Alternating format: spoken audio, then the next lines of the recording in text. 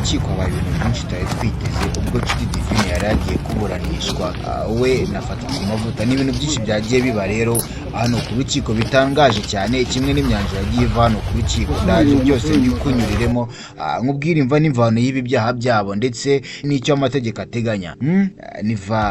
Reka nze tubinyuremo. Nshuti Divine Muheto akurikiranyweho icyaha cyo ko yatwaye imodoka yasinze ari mu rukerera mu masaha 9 za nijoro ubwo yari ari mu muhanda uva Sonatibe werekeza i Remera. Ni inkuru rero zagiye zikomezwa zigenda zivugwa cyane, ni inkuru zagiye zicicikana hano ku mbuga nkoranyambaga cyane ku muyoboro wa YouTube, nubwo abantu benshi basigaye ngo barishizemo ko YouTube idatanga amakuru ya nyayo. Gusa ibintu byaraje hano ku mbuga nkoranyambaga, abantu batangira kuvuga ko cyaba ari ikinyoma cy'igihimbano, nibwo kuri yaje gutangazwa na RIB agaragaza ko koko byanyabyo uno mukobwa uno mu minsi wacu ari mu maboko ataraye ubu ngubu ari kubarizwa muri RIB. Ni ibintu rero byakomeje kugenda byibazwaho, n'amakuru yasohotse, n'amakuru RIB yatangaje ko uno mukobwa yarangije gufatwa akurikiranyweho icyaha cy'uko yatwaye imodoka yasinze ku muvuduko mwinshi, yarangiza akagira gutya kanatwara nta byangombwa afite bimwemerera kuba yatwara ikinyabiziga icyo cyo cyose. Nyuma rero yuko anagonze bikarangira agerageje kuba yacika mu bintu yagonze. Rero yagonze ipoto n'umukindo, nyuma yuko abigonze hanyuma ava mu modoka agerageza kuba yakwiruka. Nubwo mu rukiko no mukobwa we yabihakanye, yavuze ko atigeze agerageza kuba yakwiruka. Ni ibintu byagiye bigarukaho cyane, abantu bakibaza se umuntu nk'uyu mu minsi ni gute akora igikorwa nk'iki ngiki. Gusa umuntu nk'uyu nguyu w'intangarugero iyo akoze ikosa nk'iri ngiri aba agomba kuba yahanwa. Akenshi numvisha abantu bavuga ati abagomba kuba yahanwa ngo by'intangarugero kugira ngo abere n'abandi urugero. Abandi bakavuga ati mu rukiko rugomba kuba rwakurikiza uko amategeko abiteganya. Gusa amakuru ahari nuko muri iyi minsi ngo abantu b'abasitari bari kugenda bakora ingendo mu mihanda nta bintu by'ibyangombwa bafite, ngo abasitari ngo bamaze kwigomeka kabisa. Ni ibintu rero byakomeje kugenda bigarukaho cyane uyu mu minsi, ngo gutwara nta perime no kuba yari yasinze we ibyo ngibyo yigeze abihakana mu rukiko. Ikintu cyo ine yahakana gatemeranywaho na RIB yagendaga imushinza ko ngo yagerageje kuba yakwiruka, we yakomeje kubihakana avuga ko ngo atigeze ashaka kuba yacika ngo kuko akunda imodoka ye cyane, ngo yarahagumye kugira ngo arebe ukuntu ibintu bimeze. Ni ibintu rero n'undi muntu yahita yibaza akavuga ati byanga byakundi iyo umuntu agonze akantu kakuba ntago kabura kugerageza kuba yakwiruka, bivuze ko yaba ataraciye nk'amabere. Rero ukuntu urukiko rwagenze, bimwe mu bintu abashinjacyaha bagaragazaga nuko ibi byaha byombi uko ari bitatu bashatse ko azabihanwa mu buryo butandukanye. Ntago bifuje ko byafatwa ngo bikubirwe hamwe bibi icyaha kimwe, ahubwo bo bifuje ko byaba byakoreshwa mu buryo butandukanye. Ubushinjacyaha rero bwasabaga ko uno Nshuti Divine Muheto yafungwa, yahabwa igihano cy'amezi 6 ndetse n'izahabu y'ibihumbi 180 ku cyaha cyo gutwara yasinze. Hanyuma akaba yahanwa nanone amezi abiri ndetse n'izahabu y'ibihumbi 10 ku cyaha cyo kuba yatwaye nta perime. Hanyuma yaho nabwo agahanishwa igihano cy'umwaka umwe wose hamwe n'izahabu y'ibihumbi 30 ku cyaha cy'uko yakoze icyaha yarangiza akagerageza kuba yacika. Ibi byaha byombi ari bitatu bagerageje kuba bagenda bamugenera ibihano runaka bigiye bijyanye n'igihano uburemere bwacyo bigiye gifite. Ibi ngibi bagenderaga ku buryo amategeko abiteganya. Gusa umukuru wa RIB yavuze ko byanga byakunda bigoye ko yacika bino byaha byombi ari bitatu, ngo kandi niyo yacika icyaha kimwe ntago yacika bibiri nubwo yacika bitatu. Mu gihe no Muheto ari kugerageza kuba yakihakana kino cyaha cya gatatu, gusa unarebye ni nacyo cyaha kiremereye cyane. Icyaha cyo ubwacyo ni ukuba yafungwa umwaka wose. Ari kugerageza kuba yashaka buryo ki ibintu yabyoroshya, wenda ku buryo niyo yaba yahanwa nk'amezi makenya kabisa. Rero urebye nagize ndeba ku rukiko abantu bari bahari, natunguwe nuko nabonye nta mu minsi n'umwe wigeze witabira ari no buranishwa ry'uyu mu minsi. Ukibaza use nuko icyaha yakoze atarashyigikiwe n'abamisi bagenzi be, ese bwo nimbanze kuba baza kuba bamushigikira ubundi bari babanye neza, cyangwa uno mu minsi n'ubundi ni umuntu utazi kubana, ni umuntu ushobora kuba wenda ari nyamwigendaho, ari wa muntu ukunda utuntu twe. Ibintu rero byakomeje kugenda byibazwaho n'abantu bakavuga ati ni gute mu bamisi bose batowe mu Rwanda, abamisi bose bacyuye igihe nta n'umwe waje kuba yakifatanya n'uyu mu minsi mugenzi wabo waruhuye n'ikibazo kimeze gutyo. Izindi nkuru nagiye mbona ku mbuga nkoranyambaga ziri kugenda zicicikana, nagiye kubona mbona abantu bari kugenda bavuga ngo impamvu bino bintu ngo biba byabaye ngo babiri kubagaruka ku cyaha bakoreye ngo Prince Kid, ngo kuko amakuru yagiye acicikana mu minsi yashize ngo nuko Prince Kid buriya ngo bashobora kuba baranamubeshyeye. Wibuke ko uno muheto wari umwe muri ba bantu batumye ikirego cya Prince Kid gikura cyane kizamuka ku rwego rwo hejuru, kuko ari we wafashe amajwi Prince Kid ari kugerageza kuba yashaka kuntu yikubitira ku binyoni. Ndakeka ayo makuru amugiyemo yafite cyane. Rero nagiye kumbona ni ibintu byagiye bisakara cyane bavuga ati nibahame hamwe bibagaruke, nibahamwe hamwe ibintu bigende bibagaruka. Rero uno mukobwa agendaga wakoze impanuka ari kugenda mu gicuku mu masaa 9 gutyo yasinze, ari kugenda ku muvuduko wo hejuru ngo utamenya n'ahantu agiye. Ni ngo uba wasinze ku rwego rw'uko umuntu ngo niyo kakubitwa ngo utamenya ngo wagutayemo.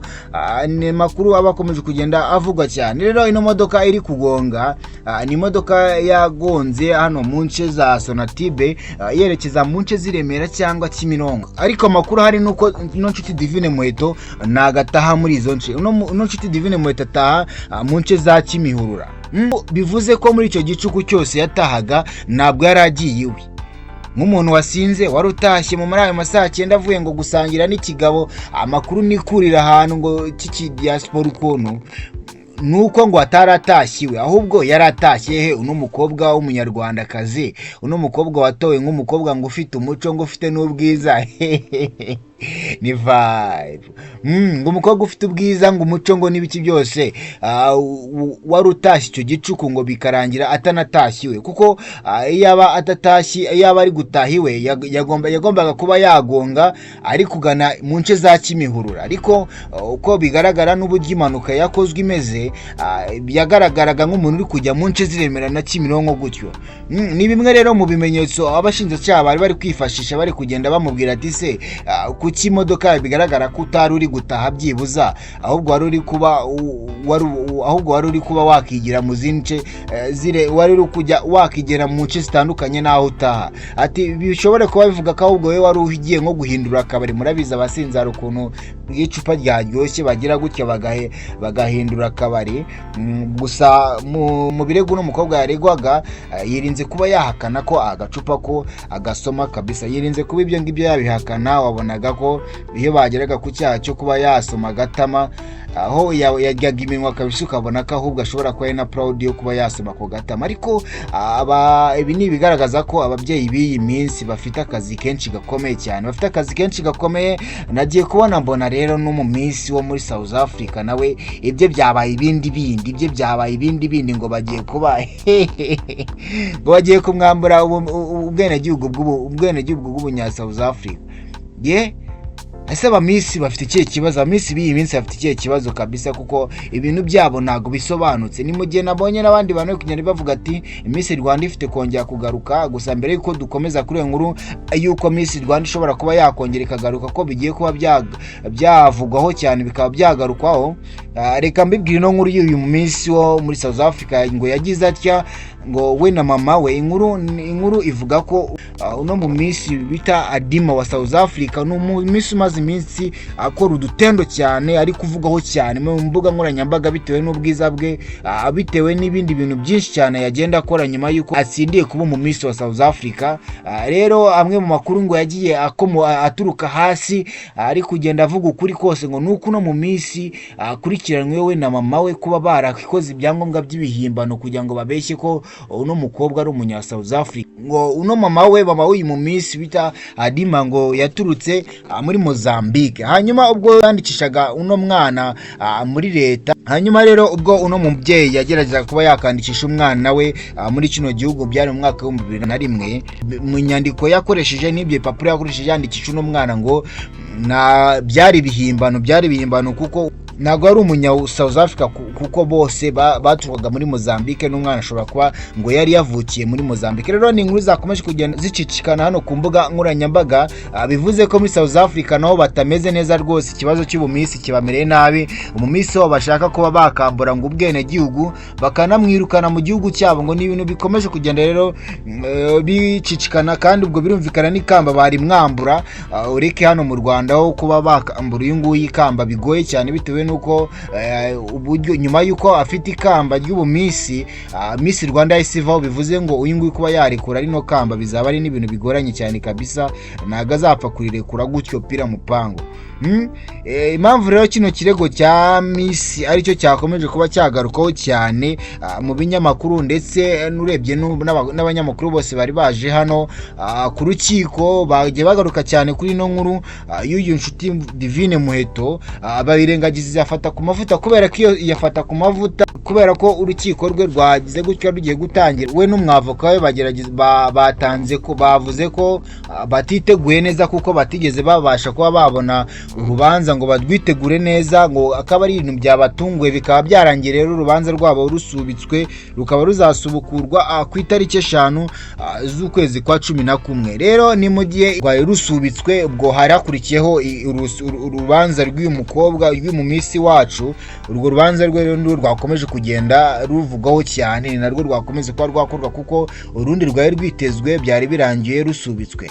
Nibwo rero unofata ku mavuta yongeye asubizwa, ariko uwo bita ni Akamwana nawe yaje atangira kuba yateza akavurugaye, ari kuvuga ati ni vibe ni Akamwana we yaje gutya atangira kuba yakisaza, avuga ati fata ku mavuta wanjye. Bakora akantu kameze nk'akantu k'imyigaragambyo gatonya, ariko birangira ari ibintu nyine biri aho ngo kabisa nta kibazo biteje.